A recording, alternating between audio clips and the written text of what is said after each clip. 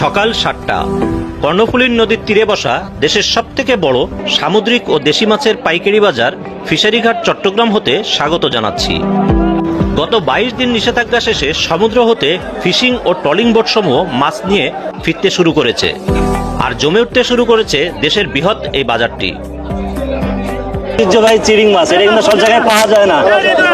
হ্যাঁ, কত করে ভাই আজকে চিংড়ি মাছটা? 800 টাকা কেজি। 800 খাইতে হবে। এরপরে দেখছেন কাঁকড়া, এটা কত করে? 200 টাকা কেজি। 200 টাকা, একটু বেশি মনে হচ্ছে।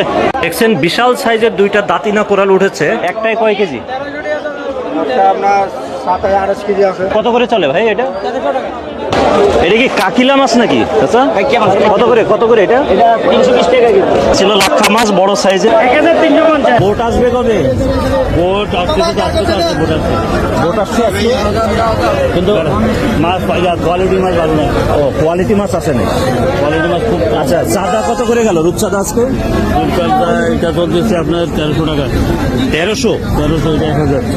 এই লাল কোরাল 850। তবে বাজারে ইলিশ সহ বড় মাছের সরবরাহ বাড়তে আরো ২-১ দিন সময় লাগবে, এমনই জানালেন বিক্রেতা। আরো 3-4 দিন লাগবে। 3-4 দিন। প্রতিদিন সকালে সামুদ্রিক এ সকল মাছের আপডেট পাচ্ছেন আমাদের মাধ্যমে।